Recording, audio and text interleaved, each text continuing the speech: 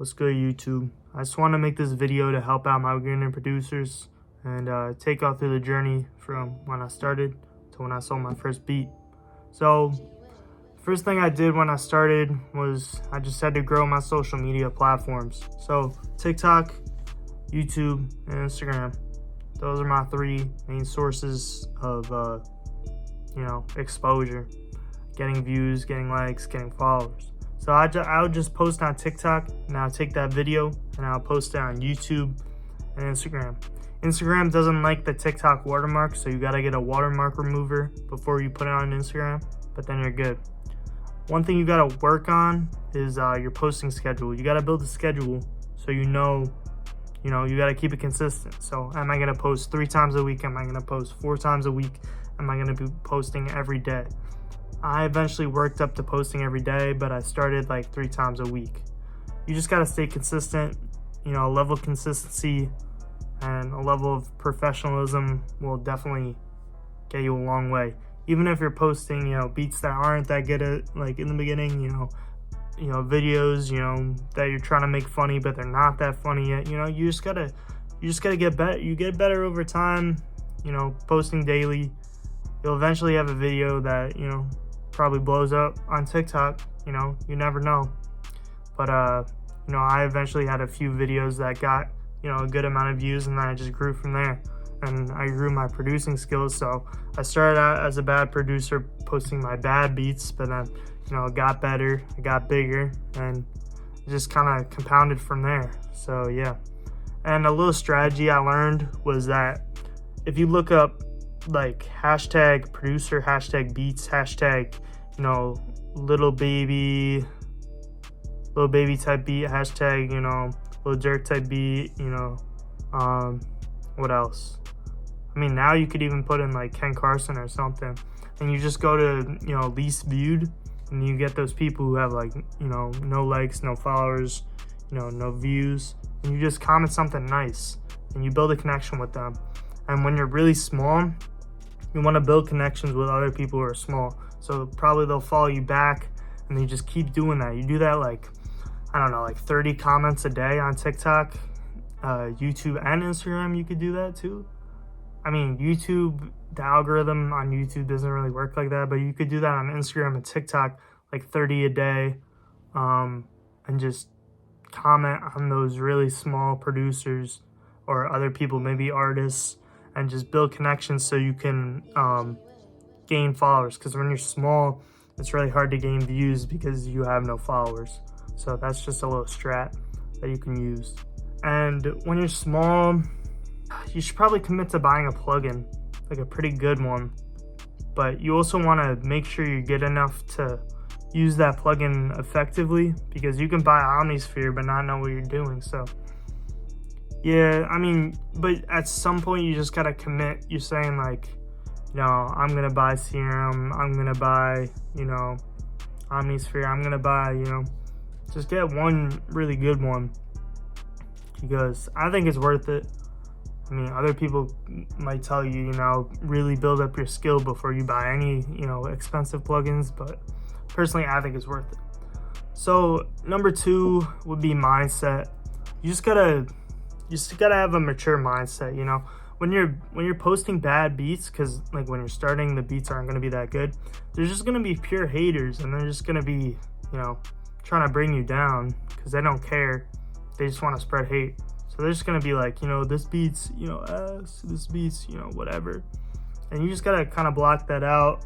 Pay attention to the constructive criticism, but those haters, they don't do anything but just demotivate you. So just don't even pay attention to them. I mean, I wish somebody told me that. These people have no life. They just move on. They don't think about you ever again. So number 3 would be getting connections. So getting connections is kind of tough, to be honest. But, you can reach out to people through DMs, specifically artists. You can go to like bigger producer pages like Dilly Get a Bumpin', or what else? You could go to like Cody's Instagram. You could go to like any like pretty sizable producer you can go to their tags, and then usually people who bought their beats are going to be tagged in their post. They're going to post something and then tag the producer because they bought their beat, so they want to, obviously tag them. So you could go through those and then find artists who really actually pay for beats, and then you'll have a lot, higher chance DMing those artists because they're gonna, be more open-minded. You can also go into the Instagram search bar and do like hashtag independent artists, hashtag upcoming artists, and then just find some people through there who are like pretty sizable and look like they actually, are real people, like real artists who really want to grow and like are okay paying for beats. So other things besides producing. So all these things tie in, but music theory, I'd say like dedicate like at least 30 minutes a day, or like an hour a day if you do have that time. I mean, obviously, like if you're a kid, there's school, there's sporting events, stuff like that. But I think starting music theory right when you're starting producing would be really good. Because if I did that, I feel like I'd be like insane right now, because I would know, knowing the scales, the different triads, like seventh chords, stuff like that. It's just, there's so much to go into, but just dedicate like an hour a day or an hour every other day to just learning music theory, and now that would really help you. And also, like FL Studio tips, like workflow tips, efficiency tips. Just go through some of those, because those really help, like just different commands to make everything quicker, because you can make, you can be really good at making beats, but you make beats really slow. So you make a good beat every 4 hours, or you make a good beat every 2 hours. Or like, also that kind of brings me to another thing, is that you can't be like a perfectionist. You can't spend like 8 hours on a beat, like perfecting every little thing of it, spending forever on the mix, because when you're not that big of a producer, maybe when you're a big producer and you're like, this one's the one, you might want to mix that to like perfection and like add everything that you really think it needs. But when you're small, you just want to improve as quickly as possible. So you gotta make as many beats as possible. That's what I think. I mean, obviously you don't just, push out, shit beats, but just try to balance the actual quality of the beat and the efficiency of the beat and the how long you spend. Personally, I spend like an hour and a half.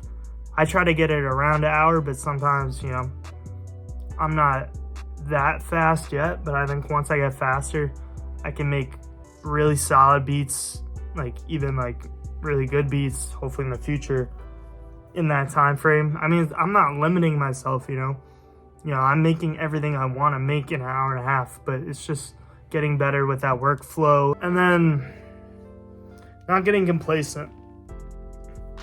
That'd be my number 5.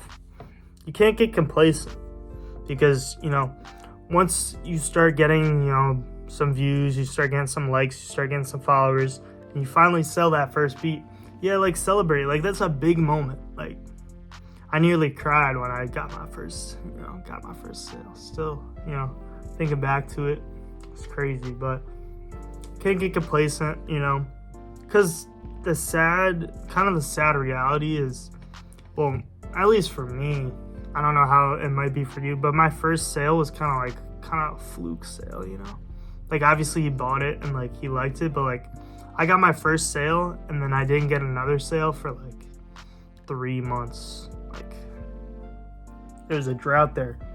So like you can't get complacent, because like if I got that sale and then I just stopped, then I would be like, I wouldn't have stopped, but took a break for a week and then chilled, and I was like, damn, I'm so good, like, or stop putting in as much effort, or stop learning music theory as much, or stop promoting as much. You just gotta keep consistency is the key to producing. That's what I believe, at least. Just consistency and work ethic, and that'll really push you forward. So, I mean, that about wraps it up. Just grateful to find my passion. So, see y'all. Hope I helped y'all out.